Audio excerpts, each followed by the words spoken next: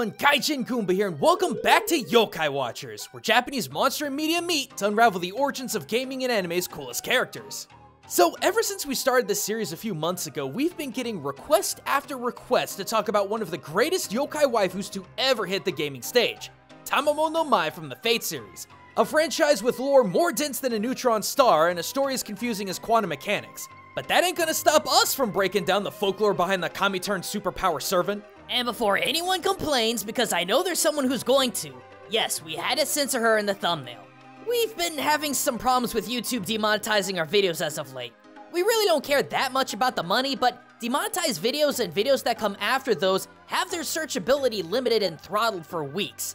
So in order just to make sure that our newest episodes make it into your inbox, we had to take certain precautions. Sorry guys, we don't like it either. But whatever, dab on the prudes, because not only is Tamamo supposed to be incredibly attractive in-game, she also was in her centuries-old folk story.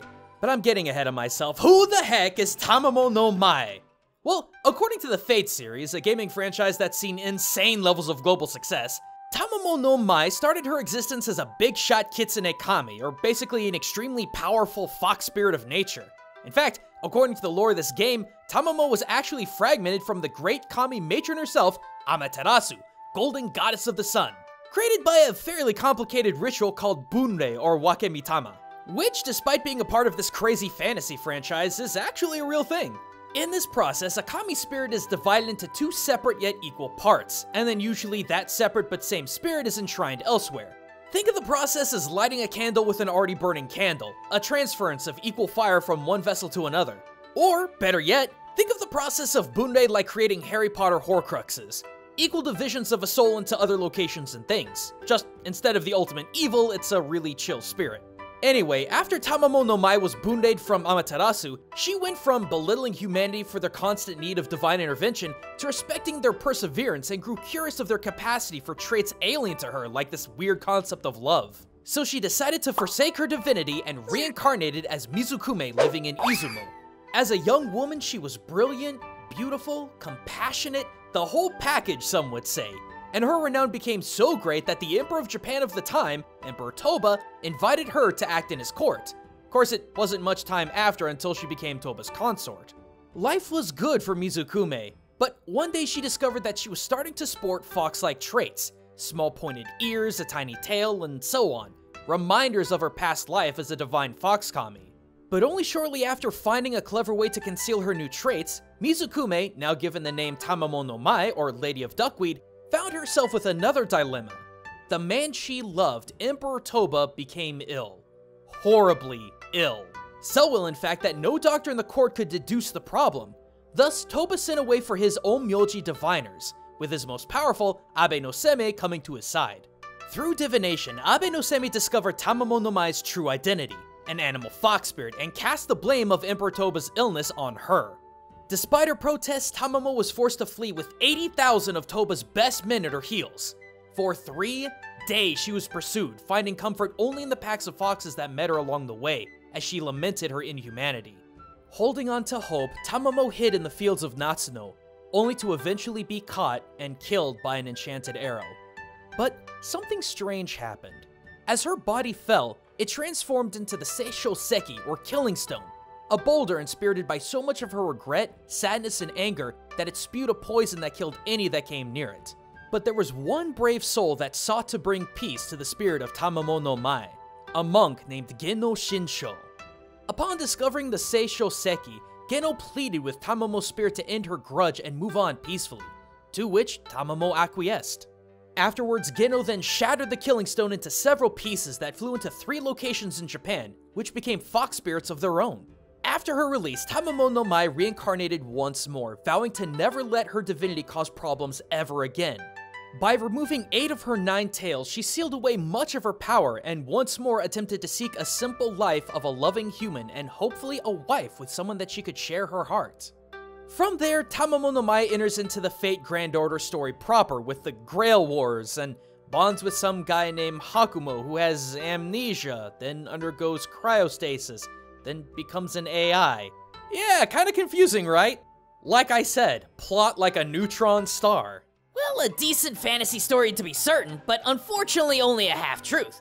Because there is far, far more to the story of Tamamo no Mai than the Fate series tells. Yo, To, Sha, Kai, Jin, Ich, Zai, Zen, Kyurukyu no Ritsuryo! When it comes to the actual folk story of Tamamo no Mai, well, I hate to break it to you guys, but your beloved waifu is actually ranked as one of the 3 most evil yokai in the entirety of Japan. Or as they like to call them, the Nihon Sandai Aku Yokai. Alongside the sake-loving Oni King Shuten Doji and the wrathful would-be Emperor turned Tengu, Emperor Sutoku that is. According to the Fate series, Tamamo's appearance in the human world takes place sometime in the 1100s. However, when it comes to the real folklore of Tamamo no Mai, she's actually been meddling in humanity as far back as 1400 BC in China. Yep, Tamamo no Mai as we know her was actually born a Chinese woman turned sorceress. No one's really sure about her mortal life, but this nameless woman had become so powerful that she transcended humanity and became the quote, white-faced, golden-haired, nine-tailed kitsune.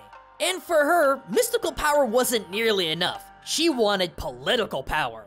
And her first target was right at home, the Shang Dynasty. Under the Chinese name Daji, Tamamo took on the form of a beautiful woman and quickly became the concubine of King Chou. But boy howdy was she anything but a kind, loving, wannabe wife courtesan. Saying that she was malicious and deprived would be an understatement. She found glee in all forms of debaucheries too mature for YouTube. Eventually, Tamamo brought the entire dynasty to its knees. But before she could take over China, she was found out and fled to another location, the Magadha Empire of India in 1046 BC. There she took on another form in the name of Lady Kayou, becoming yet another consort to royalty. This time it was King Kalmashapada? Anyway, she inspirited his mind to commit even more grievous acts too heinous to describe here. However, the king did eventually find his way to righteous Buddhism, and Tamamo had to flee once more. For the sake of brevity, this just keeps going on and on for century after century, with Tamamo popping up again and again between China, India, and Japan over the next millennia. But the last time and place Tamamo ends up is under the guise of a baby girl found on the side of the road and given the adopted name Mizukume. Yeah, the same name that Tamamo gets in the Fate series. See, that's kind of the cool thing about the story that the Fate series tells and this traditional folk story. They're very, very similar, but do have a few key differences. One of which is how Tamamo was exposed. When she was 18 and still just a courtswoman, she was with Emperor Toba watching a recital in her honor when a horrible storm blew in, knocking out every candle and source of light.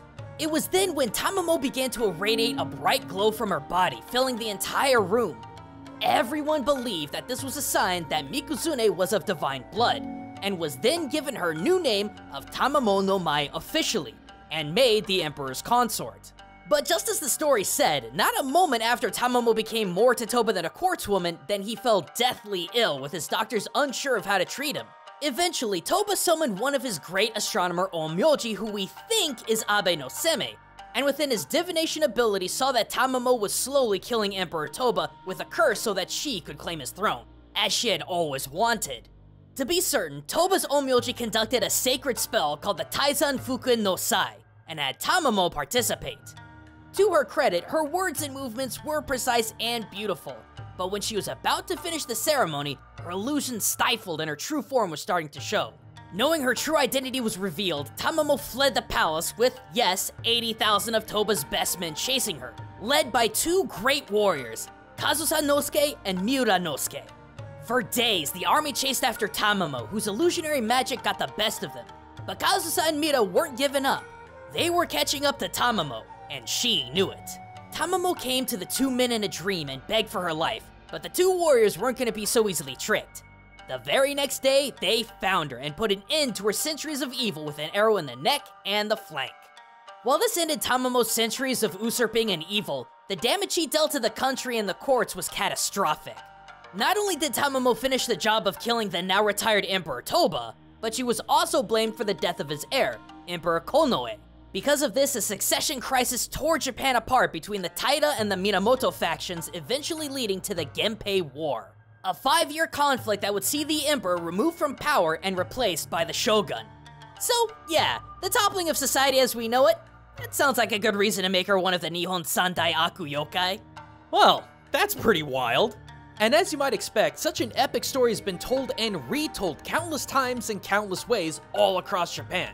Tamamo no Mai's legacy has been reinterpreted and performed in everything from no theater to kabuki to bunraku puppet shows to massive amounts of literature to several pieces of visual art, and now it seems like one of the 3 most evil yokai just made her way into the gaming world alongside Shuten Doji, who went from this massive, brutish, powerful Oni into an extreme fashion lolly.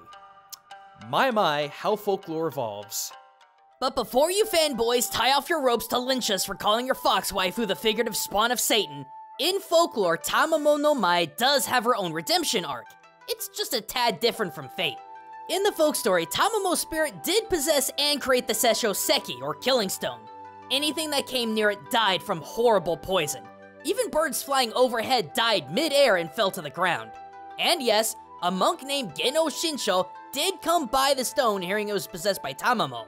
However, it wasn't Geno who was trying to negotiate with Tamamo, but rather it was Tamamo who appeared to the monk confessing all of her sins and begging to be set free. After listening to the teachings of the Buddha and promising to never meddle with humans again, Geno released Tamamo and cracked the Killing Stone, sending shards to Okayama, Hiroshima, Niigata, and Oita, where they were enshrined as kami or made into omamori charms. One last thing I did want to make mention is that while Tamamo no Mai was never ever the byproduct of the Bunrei splitting of Amaterasu like she was in Fate, there was one kami that underwent that process tens of thousands of times who might have some relation to Fate's Tamamo. Inari Ookami, a kami of fertility, agriculture, commerce, and foxes. Foxes for days. You ever seen those shrines that have those fox statues everywhere, sometimes with stuff in their mouths?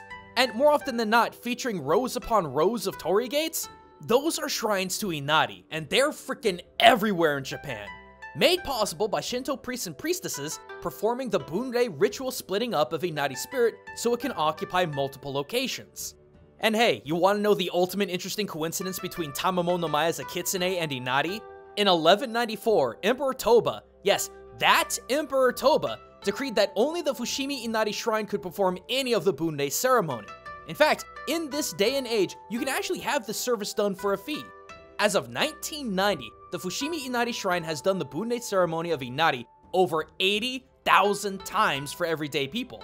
Though each division of Inari is usually given a somewhat different name, each of them is the same kami.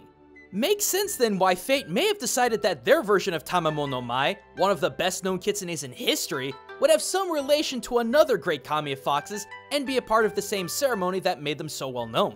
I mean, when you really think about it, so many visual representations of Inari Ookami include rice and foxes, as he's the god of rice and uses foxes as messenger spirits. And in a lot of images of Fate's Tamamo, she's both foxy and carrying rice stalks around.